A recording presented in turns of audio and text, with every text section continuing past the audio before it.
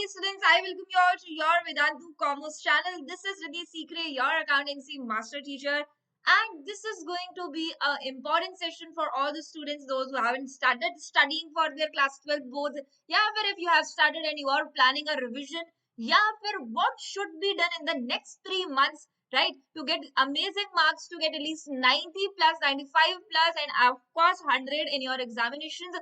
This is going to be a session for that. This is going to be a strategy session for that, that how can we work this out, how can we work for the next 3 months, किस तरीके से क्या पढ़ाई की जाए, किस तरीके से पढ़ाई करी जाए नेक्स्ट 3 मंथ्स में, ताकि जो हमारे मार्क्स हैं, जो हमारे इंपॉर्टेंट सब्जेक्ट्स हैं, उनके स्कोर्स और आपका इन टोटल मार्क बहुत बहुत अच्छा बैठ पाए और आप एक अच्छा स्कोर कर पाओ, right. Of course, you all are planning to give CUET, क्योंकि आप लोगों ने सोचा है कि हाँ हम CUET एग्जामिनेशन देकर अच्छा कॉलेज लेंगे। तो उसके लिए बेटा आपको एक बात जाननी बहुत जरूरी है कि हाँ, कहीं ना कहीं आपको लोग सब यही बोल रहे हैं कि कॉलेज में जाने के लिए CUET इम्पोर्टेंट है। हाँ, बिल्कुल सही बात है, CUET कॉलेज में जाने के लिए इम्पोर्टेंट है, बट आपको एक बात ये भी याद रखनी पड़ेगी कि CUET करने के लिए 12th भी इम्पोर्टेंट है। बोर्ड की जो पढ़ाई है, अगर आप वो नहीं कर रहे, आप सोच रहे हो कि मैं CUET के टाइम पर लास्ट में तब पढ़ाई शुरू करूंगा या करूंगी, नहीं, वो बिल्कुल एक गलत स्ट्रैटेजी, आप एक गलत डायरेक्शन में जा रहे हो। अगर आप बोर्ड्स की तैयारी कर रहे हो तो आपके डोमेन सब्जेक्ट्स की तैयारी साथ साथ हो रही है CUET की। तो अगर आप CUET एग्जाम प्लान कर रहे हैं ना बेटा, तो इसका मतलब है कि आपको बोर्ड्स भी अच्छे से देने हैं। बोर्ड्स में अगर आपके सब्जेक्ट्स में अच्छे मार्क्स आ रहे हैं तो you are ready for CUET, right. CUET में भी बेटा ये चैप्टर्स आने, अकाउंट्स, BST, इको में थोड़े से चैप्टर्स ऑफ कोर्स डिफरेंट है, बट आपके चैप्टर्स यही आने वाले हैं वहां पर भी।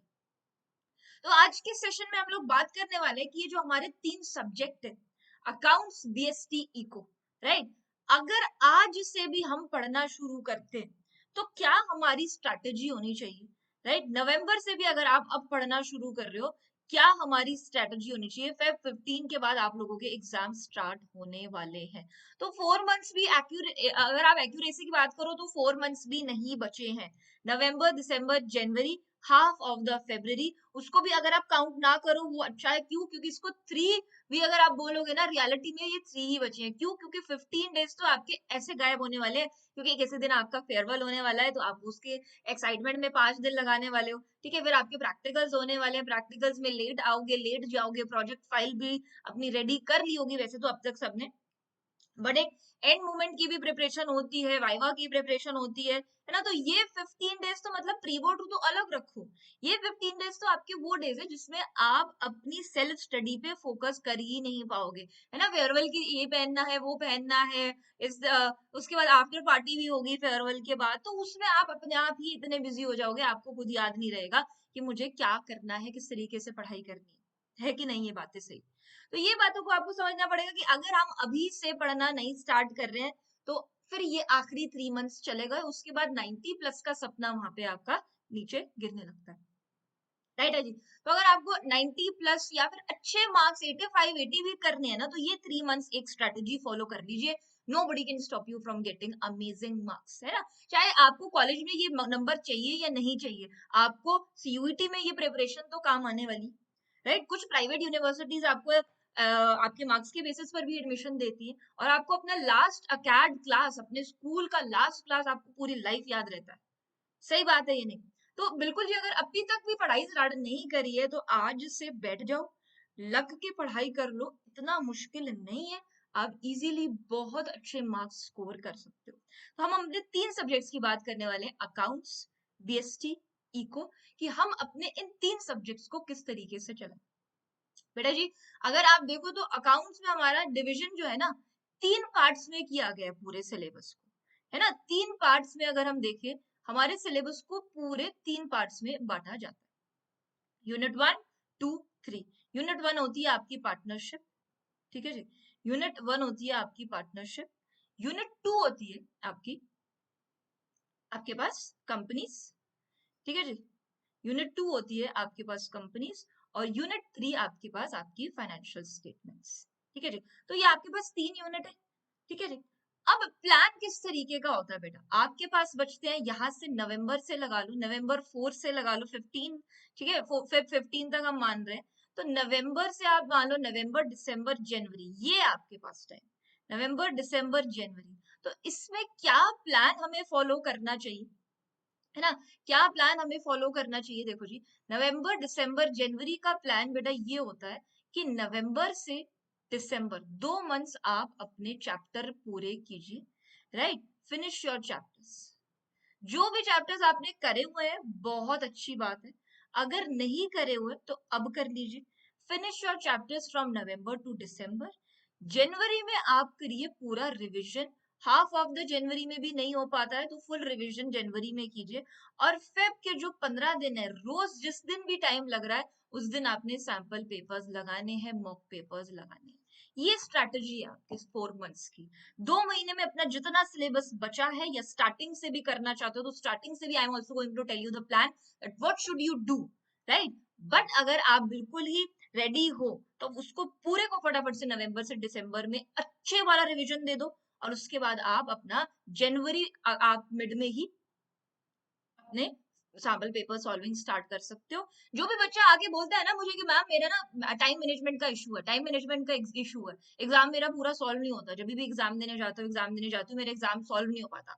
तो एग्जाम आपका बेटा क्यों सॉल्व नहीं हो पा रहा है? क्योंकि आपने कभी सैंपल पेपर नहीं लगाए, मॉक पेपर अटेम्प्ट नहीं किए, 3 आवर्स का स्टॉप वॉच लगा के आप पेपर की तैयारी नहीं करते हो। और आप पेपर की तैयारी स्टॉप वॉच लगा के नहीं कर रहे तो आपको कैसे होगा बेटा? मुझे एक बात बताओ, आपको टाइम मैनेजमेंट घर से ही तो प्रिपेयर करके जाना पड़ेगा। आप सोचते हो कि उस मोमेंट में मेरा टाइम मैनेज हो जाए, अरे वो हर चीज की प्रिपरेशन करके जाओगे तो वहां पे भी हो जाएगी। अब देखो जी, आपके पास 3 यूनिट है अकाउंट्स में, ठीक है जी, how should you plan this? अब आप स्टार्ट करो बेटा कंपनी से। अगर आपने अभी तक कहीं से भी स्टार्ट नहीं किया है, करा हुआ तब भी कंपनी से स्टार्ट करो। क्यों? क्योंकि 2 चैप्टर है, सिर्फ 24 मार्क्स में आपको 2 चैप्टर 24 मार्क्स दिलाते हैं, जिसमें कि डिवेंचर्स बहुत ईजी है। करेक्ट है जी, समझ गए? अब 24 मार्क्स की आप तैयारी करो, 2 चैप्टर्स आप इसमें से अपने प्रिपेयर कर लो। उसमें आपको कितने दिन लगेंगे? 20 डेज। तो हम यहाँ पे मान के चल रहे हैं कि हमारे पास एक बार को अपना रिवीजन बाद में करेंगे, राइट, रिवीजन बाद में करेंगे। हम सबसे पहले अगर एक बार दिसंबर एंड तक लगा लें, है ना, दिसंबर एंड तक लगा ले तो 60 डेज। तो 60 डेज में आप 20 डेज में अपना कंपनीज इजीली पूरा कर सकते हो, अगर आप 3 to 4 आवर्स या 2 to 3 आवर्स भी दिन के इन्वेस्ट कर रहे हो। और आप इतना भी इन्वेस्ट नहीं कर सकते अपने पढ़ाई पे तो आप फिर क्या ही प्रिपरेशन करोगे, साफ बात। ठीक है जी, 20 डेज में आपकी अच्छे तरीके से कंपनीज होती है, अच्छे तरीके से। क्योंकि अगर आप 12-13 डेज भी शेयर्स में लगाते हो ना, 7 डेज तो बहुत ज्यादा है डिवेंचर्स के लिए, 3 दिन में भी डिवेंचर हो जाता है। तो स्लो भी हो, है ना, पहली बार कर रहे हो तब भी आप 20 डेज से ज्यादा नहीं ले सकते कंपनीज में। अगर आप रोज पढ़ाई कर रहे हो तो, रोज नहीं कर रहे, 2 दिन में बस ये हो जाता है कि हाँ बहुत हो गया अब नहीं होगा, तो फिर तो वो एक आपको अपने इम्प्रूवमेंट की जरूरत है। ठीक है जी, उसके बाद आप पार्टनरशिप उठा लो, उसमें आप लगाओ 25 डेज। ठीक है जी, उसके बाद आप लगाओ 25 डेज। और फाइनेंशियल स्टेटमेंट में लगाओ आप 15 डेज। तीनों बुक आपकी पूरी हो जाएंगी, इससे ज्यादा दिन नहीं लगते बेटा, इससे ज्यादा दिन नहीं लगते। 25 डेज मैम स्कूल में तो 3-4 महीने के लिए, 2-3 महीने, या हमारी क्लासेस में कोचिंग्स में तो 3-3 महीने चलती है पार्टनरशिप, तो हम 25 डेज में कैसे करें? 25 डेज में आप ऐसे करो, 5 दिन लगते हैं फंडामेंटल्स करने में, 5 दिन फंडामेंटल्स के है। ठीक है, गुडविल तो बेटा 1 दिन का चैप्टर है, चेंज इन पीएसआर भी 2 दिन का चैप्टर है, राइट है जी। अगर आप 3 आवर्स बैठ गए ना, 1 दिन 2 दिन, 2 दिन में चेंज इन पीएसआर खत्म होता है। एडमिशन में आप लगा लोगे चलो 5 दिन, रिटायरमेंट में आप लगा लोगे 5 दिन, ठीक है, डिसोल्यूशन में भी आप लगा लो 5 दिन, तब भी आपके पास टाइम बचता है। तो वो टाइम यहाँ पे डेथ के लिए ऐड कर दो। तो आप इस तरीके से अगर अपना पूरा करते हो ना सिलेबस, आपको कोई रोक नहीं सकता बेटा, बहुत इजीली आपकी तैयारी हो जाएगी, कोई भी यहाँ पे आपको रोक नहीं सकता। ठीक है जी, तो ये अगर आप स्ट्रैटेजी फॉलो करते हो, you are going to prepare amazingly till December. आप दिसंबर की 31st को अपने न्यू ईयर से पहले ऐसे रेडी होके बैठोगे कि अरे ये तो बहुत इजी प्लान था, रोज 2-3 घंटे इन्वेस्ट करो और ये सब हो जाएगा प्रिपेयर। यस, बिल्कुल हो जाएगा। और आप ये सोचिए बैठो कि अब तो सब खत्म हो गया, अब शुरू ही नहीं करना है, तो फिर बैठे रहो, वो भी फिर वो भी टाइम आ जाएगा कि एग्जाम्स की वो 2-3 दिन की आपकी हॉलीडेज होंगी, उसमें आप सोचोगे, है ना, हॉलीडेज क्या, वो प्रिपरेशन लीव, प्रिपरेशन लीव आपकी होगी, आप उसमें क्या करोगे? अकाउंट्स की तैयारी तो होती नहीं है 2-3 दिन में, फिर पूछोगे इंपॉर्टेंट क्वेश्चन बता दो, इंपॉर्टेंट क्वेश्चन भी बता देंगे, बट क्या आप एग्जाम में वो सॉल्व कर पाओगे अगर आपने कंसेप्ट नहीं पढ़े तो? है कि नहीं बेटा? तो ये चीज आप फॉलो कीजिए। और अकाउंट्स में क्या करना है, आपको अपना एग्जाम पैटर्न बेटा पता होना चाहिए, है ना? एग्जाम पैटर्न आपको ये पता होना चाहिए कि एमसीक्यूज आएंगे, 1 मार्क का क्वेश्चन आएंगे, 3 मार्क का क्वेश्चन आएंगे, 4 मार्क का क्वेश्चन आएंगे, 6 मार्क का क्वेश्चन आएंगे। ये कहाँ से चेक होने जी? सैंपल पेपर से। 1 मार्क्स के देखो आपके 20 क्वेश्चन आ जाते हैं बेटा, एमसीक्यू देखो कितने अपने आप में ही आ जाते हैं। ठीक है जी, कितना पढ़ना है रोज? 3 to 4 आवर आपने अकाउंट्स में आज से इन्वेस्ट करना है। अगर अगर आपने अभी तक सिलेबस स्टार्ट नहीं किया हुआ है तो 2 to 3 आवर्स से भी आप रिवीजन कर रहे हो, बहुत अच्छा।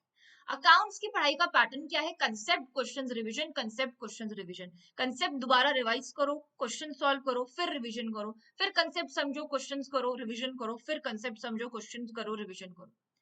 अब एक बात ध्यान रखना बेटा कि अकाउंट्स में ऐसे क्वेश्चंस कई सारे आने वाले जिसमें आप फंसने वाले हो, और आप उसको अपने सॉल्यूशंस चेक करके टीचर से समझ के करने वाले हो। अगर आप उसको संभलते हो, उस टाइम समझते हो, सॉल्व करते हो, और उसको दोबारा से चेक नहीं करते एग्जाम में, वो सॉल्व नहीं होगा। Clearly I am telling you. ठीक है जी। Revision check always from last question. जब आप रिवाइज करते हो ना किसी चैप्टर को, आप अपने आप को चेक करना चाहते हो कि मुझे ये चैप्टर आता है या नहीं। लास्ट के 10 क्वेश्चन चैप्टर के उठा के देख लो, सॉल्व हो रहे हैं तो पता चल जाएगा आपको कि आपको आता है। इसका मतलब सॉल्व नहीं हो रहे तो क्लियर समझ जाना कि मुझे ये चैप्टर नहीं आता, है ना? ये मत सोचना कि स्टार्टिंग के क्वेश्चंस हो गए तो यस मुझे पूरा चैप्टर आता है। वो आप अपने आप को एक डाउट में रख रहे हो, आप अपने आप को एक वेम में रख रहे हो कि हाँ मुझे सब आता है। वो अपने आप के साथ आप करते रहो, फिर एग्जाम में से आप आके क्या बोलते हो टीचर्स को कि मेरे से तो क्वेश्चंस ही नहीं हो रहे, मेरे से ना मैं घर पे पढ़ाई करता हूँ, घर पे पढ़ाई करती हूँ, कोचिंग में पढ़ाई करता हूँ, कोचिंग में पढ़ाई करती हूँ, वहां पर सॉल्व हो जाते हैं, एग्जाम में सॉल्व नहीं होते। वो इसीलिए नहीं होते बेटा क्योंकि आप स्टार्टिंग के क्वेश्चंस करते हो, ठीक है जी, और थोड़ा बहुत लास्ट के क्वेश्चन इधर उधर से सॉल्यूशन देख के पूरा कर लिया, रिवीजन कभी लास्ट से चेक ही नहीं किया कि मेरे से लास्ट के 10 क्वेश्चन हो रहे हैं या नहीं। नहीं हो रहे तो इसका मतलब आपको चैप्टर नहीं आता, है ना? समझ रहे हो इस चीज को? किसी भी चैप्टर को अगर आप ये छोड़ रहे हो कि मैंने टॉपिक ये मिस किया है, ये टॉपिक ये नहीं किया, वो अलग बात है। बट अगर आप ये कर रहे हो कि मुझे पूरा चैप्टर आता है, लास्ट के क्वेश्चन नहीं आते, तो एग्जाम में फिर आप कैसे सॉल्व करोगे उसको? फिर एग्जाम में आप ये बोलते हो हम ब्लैंक हो गए, ऐसे ही ब्लैंक होते हैं बेटा, राइट? एग्जाम आप अपना स्टार्ट करो लास्ट पेपर से, लास्ट क्वेश्चन से स्टार्ट करो हमेशा अकाउंट्स का पेपर, ठीक है जी। और मॉक पेपर, सैम्पल पेपर्स के साथ मॉक भी लगाओ बेटा, स्टॉप वॉच के साथ। स्टॉप वॉच लगा के रखो, ठीक है? 3 आवर्स का अपना स्टॉप वॉच लगाओ। टाइम मैनेजमेंट का प्रॉब्लम ऐसे सॉल्व होता है। ये बोलने से टीचर्स को कि मेरा तो टाइम मैनेजमेंट नहीं हो रहा, मेरे से 6 मार्क्स के क्वेश्चन सॉल्व नहीं होते, वो टीचर्स भी तो आपको यही बेटा कराएंगे। एग्जाम में टीचर हाथ पकड़ के तो नहीं लिखवा सकता कोई भी। सो मॉक पेपर्स आपको सॉल्व करने हैं 3 आवर्स का टाइमर लगा के। पूरा जनवरी फरवरी आपका इसमें जाना चाहिए। अगर इसमें आपका जाएगा तो टाइम मैनेजमेंट की प्रॉब्लम सॉल्व होगी। आपका पेपर 15 मिनट पहले भी हो सकता है, कई बच्चों का हो जाता है 20 मिनट्स पहले भी। अकाउंट्स का पेपर यस बिल्कुल होता है बेटा, ठीक है जी। बात कर लेते हैं हम अपने बीएसटी और इकोनॉमिक्स की। बीएसटी में आप लोग देखो तो आपके पास 2 बुक्स है ना, part A part B, right? Part A और पार्ट बी, ठीक है जी। तो आप इसमें 20-20 डेज भी लगाओ बेटा, क्या आपको प्रॉब्लम आ जाएगी कोई? 20-20 डेज, 25 भी लगा दो, 20 डेज आप लगाओ अपने ब्लू बुक में, 20-25 डेज लगाओ आप अपनी ग्रीन बुक में। आपका अभी भी पढ़ना शुरू करते हो ना, नवंबर दिसंबर में सिलेबस पूरा हो जाएगा। 25 डेज में क्या हम ब्लू बुक नहीं कर सकते, पॉस्ट डीसी नहीं कर सकते, बिजनेस एनवायरनमेंट पॉस्ट डीसी, और क्या प्रॉब्लम है उसमें? 25 डेज में आपके ये 4 चैप्टर आते हैं ना, 4 चैप्टर्स आते हैं आपकी ग्रीन बुक में, फाइनेंशियल मार्केट मैनेजमेंट वगैरह, तो वो हम कर सकते हैं इजीली। 25 डेज तो बहुत है बेटा। रोज आप आधा पौना घंटा भी अगर कर रहे हो ना, तभी भी हो जाता है, ठीक है जी। समझ रहे हो इन चीजों को या नहीं? ठीक है जी। इकोनॉमिक्स में आपके 2 पार्ट्स है, मैक्रो और आईईडी, ठीक है जी। इसमें भी आप 30-30 डेज इन्वेस्ट कर दो। चलो मैक्रो में अगर आपको न्यूमेरिकल में प्रॉब्लम आता है तो वहां पे आप 40 डेज लगाओ, यहाँ पे आप 20 डेज लगाओ। पहले आप मैक्रो फिनिश कर लो, जो आपको पहले पसंद है ना वो फिनिश करो। थ्योरेटिकल पसंद है तो आईडी पहले कर लो, आईडी में डेट्स याद करनी है तो वो लास्ट मोमेंट पे भी करनी ही पड़ेंगी, है ना? थ्योरी याद करने वाली भी है थोड़ी, मैक्रो में आप अपने क्वेश्चंस अभी 40 दिन लगा के भी कर लेते हो ना, कोई भी नहीं रोक सकता बेटा अच्छे मार्क्स लाने के लिए। तो ये आपकी 2 मंथ्स की नेक्स्ट स्ट्रैटेजी है। जनवरी फरवरी आपका रिवीजन और मतलब होना चाहिए कि रोज एक मॉक लग रहा है, रोज एक मॉक। बीएसटी का हो, इको हो का हो, और आपके अकाउंट्स का हो, मैथ्स से आपके पास मैथ्स का हो, फिजिकल एजुकेशन का भी लगा लो, एक इंग्लिश का भी एग्जाम से पहले 4-5 तो लगाने ही चाहिए। गो थ्रू तो करना ही होता है। ठीक है जी। टिप्स कैसे करनी है बेटा जी इसकी, बिजनेस स्टडीज और इकोनॉमिक्स में किस तरीके से हमें स्ट्रेटजी फॉलो करके पढ़ना है, वो है कि हर बार नोट्स बनाओ। एक तो आपके परमानेंट नोट्स होगा जिससे आपने हर बार पढ़ना है, याद करना है, जो आपका आंसर्स है कि यहाँ से मुझे आंसर्स लिख के आने हैं, वो तो हो गए। बाकी हर टाइम पढ़ते पढ़ते थोड़ा थोड़ा लिखते रहो, अच्छा ये वर्ड है, ये वर्ड है, ये वर्ड है, ये वर्ड है, ये लिख लिया, ये लिख लिया। ओके जी। तो वो आप वर्ड अगर अपना लिख रहे हो ना, फ्लेक्सिबिलिटी है जी बिजनेस एनवायरनमेंट में, ये है जी, है ना, डिपेंडेंसी है, राइट, फर्स्ट मूवर एडवांटेज है। तो वो आप पॉइंटर्स लिखते रहो, वो आपको कभी याद, कभी ना कभी तो आपके पॉइंट वो दिमाग में आएंगे ही आएंगे एग्जाम लिखते टाइम। तो आप जितनी बार रिवाइज कर रहे हो, नोट्स एक परमानेंट तो बने हुए हैं, आपने कोचिंग से लिए, स्कूल से लिए, जो भी नोट्स है वो पढ़ने के एक अलग नोट्स है। निमोनिक्स बेटा सबसे ज्यादा हेल्प करते हैं पढ़ाई करने में, क्यों? क्योंकि निमोनिक्स से ही बिजनेस स्टडीज याद होती है, उसके अलावा कुछ नहीं है। हेडिंग्स आप निमोनिक्स बनाओ, हर हेडिंग के आपके पास निमोनिक्स होने चाहिए, कि हर हेडिंग मुझे आती है, वो भी निमोनिक्स के बेसिस पर। तो एग्जाम में क्यों नहीं होगा आपका 100 स्कोर? बिजनेस स्टडीज में तो बहुत बच्चा 100 लाता है, आप भी लेकर आ सकते हो। तैयारी कैसे होती है बीएसटी की बेटा? तैयारी होती है एनसीईआरटी प्लस प्रीवियस ईयर की जो बुक्स हैं, केस स्टडी वाली बुक है, कोई भी आप केस स्टडी वाली बुक लीजिए, अभी तक ले ली होनी चाहिए, नहीं लिए तो आप लीजिए, बिल्कुल लीजिए, केस स्टडी की तैयारी कीजिए एक प्रीवियस ईयर केस स्टडी वाली बुक से, जहाँ पे बहुत सारी आती है नोट्स के साथ क्वेश्चन वाली, है ना, जैसे पूनम गांधी हो गई, सुभाष डे हो गई, ये सारी बुक्स में से आप अपनी तैयारी कीजिए। एनसीईआरटी पढ़ सकते हो, अच्छी लगती है तो एनसीईआरटी बेस्ट है, साथ के साथ आप प्रीवियस ईयर क्वेश्चन कीजिए। मॉक टेस्ट तो आपको मैं हर बार बोल रही हूँ बेटा, कि अगर आपको 100 on 100 चाहिए, मॉक टेस्ट लग जाने चाहिए जनवरी टू फेब 15, सिर्फ मॉक टेस्ट आपके हाथ चलने चाहिए उस पर। ठीक है जी। बुक्स आप वो लेना बेटा जिसमें केस स्टडीज और न्यूमेरिकल्स ज्यादा हो, इको के लिए न्यूमेरिकल्स और बीएसटी के लिए केस स्टडीज, है ना। नॉर्मल क्वेश्चंस आप ऑफ कोर्स क्रैक कर लोगे, एक बार एक दो बार भी आपने अगर थ्योरी पढ़ रखी है, आप क्रैक कर लोगे। केस स्टडीज की तैयारी आपको करनी पड़ेगी, ये मत सोचना कि केस स्टडीज से सीधा एग्जाम में जाके डील करेंगे। एग्जाम में जाके बेटा केस स्टडी आपकी होगी इजी, बट दो टॉपिक होते हैं ना जो मैचिंग होते हैं, उनकी केस स्टडी बन जाती है, जैसे डेलीगेशन और डिसेंट्रलाइजेशन है। अब आपको केस स्टडी ऐसी मिलेगी कि आप सोचोगे कि अच्छा ये डेलीगेशन है कि ये डिसेंट्रलाइजेशन है। ठीक है। तो ये सारी चीजें आपको याद रखनी कि वो बुक पकड़ो जिसमें केस स्टडीज ज्यादा हो, वो प्रैक्टिस करो जो आपको नीड है। थ्योरी को बार बार पढ़ के जा रहे हो एग्जाम में, नहीं, क्वेश्चंस को पढ़ के जा रहे हो कि किस तरीके से पूछा जा रहा है, तो वो एक करेक्ट तरीका है। ठीक है जी। तो ये है बेटा एक amazing plan for you all, right, एक बहुत इंपॉर्टेंट प्लान आप सभी लोगों के लिए। ठीक है जी।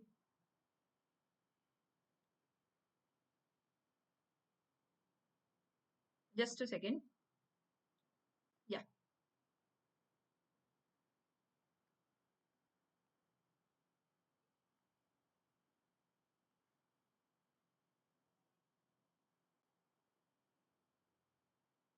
ठीक है जी। तो इस प्लान को अगर आप फॉलो करते हो तो आपके मार्क्स अच्छे आने से कोई भी नहीं रोक सकता। अब मैम आप हमारी इसमें क्या हेल्प करने वाले हो? बेटा जी हम आपकी हेल्प जो करने वाले हैं ना, वो ये है कि चैप्टर वाइज आपके तीनों सब्जेक्ट्स की प्लेलिस्ट रेडी हो चुकी है। चैप्टर वाइज सेशंस की ना आप लोगों के लिए पूरी एक प्लेलिस्ट बहुत अच्छे तरीके से रेडी हो चुकी है। तो आप प्लेलिस्ट में से अपना चैप्टर वाइज रिवीजन जाके कर सकते हो, राइट। कमिंग वेडनेसडे से आप लोगों के लिए एक अच्छा सरप्राइज, मस्त सरप्राइज वो की ये कि one shot revision we are going to start. तो जिन लोगों का ऑलरेडी प्रिपरेशन हो चुका है या एग्जाम से पहले सेशन देखना चाहते हो, तो one shot revision of accounts BST eco are going to start from this coming Wednesday. Each and every chapter, हर एक चैप्टर हम करने वाले हैं लाइव वन शॉट में। स्केड्यूल आप लोगों का कहाँ पर आ जाएगा? स्केड्यूल आप लोगों का रोज मंडे, हर मंडे को आपका स्केड्यूल अपलोड होता है कम्युनिटी पोस्ट पे, आप टाइम चेक कर सकते हो। ठीक है जी, तो हर चैप्टर का वन शॉर्ट रिवीजन हम आप लोगों के लिए लेकर आ रहे हैं ताकि आपकी तैयारी में कहीं पर भी कोई प्रॉब्लम ना आए। उसके साथ साथ फिर सैंपल पेपर्स करेंगे और इंपॉर्टेंट क्वेश्चंस भी उसके बाद बिल्कुल आप लोगों के लिए हम लेकर आएंगे। तो तैयार हो जाओ जी, कमिंग वेडनेसडे से हम लोग वन शॉर्ट रिवीजन बहुत अच्छे वाला, बहुत अच्छी तैयारियों के साथ, बहुत अच्छे कंटेंट के साथ आप लोगों के लिए लेकर आ रहे हैं, राइट? सो या be ready for the coming one shots, right अजी? So yeah, this much only we will be covering for our today's session. I hope you all got this. I hope you all understood this. And yeah, I will be seeing you all in the next class with the next important topic. तब तक के लिए bye bye and take care of yourselves and please focus on your studies even if you haven't started by now. अभी भी आप start कर सकते हो. You have time अभी बचा है. टाइम अभी बाकी है, प्रिपेयर करना अपना स्टार्ट कर दो, बहुत अच्छे मार्क्स आप अभी भी लेकर आ सकते हो। All the best wishes, thank you so much for watching, thank you so much for listening. I will be seeing you all in the next class with the next important topic.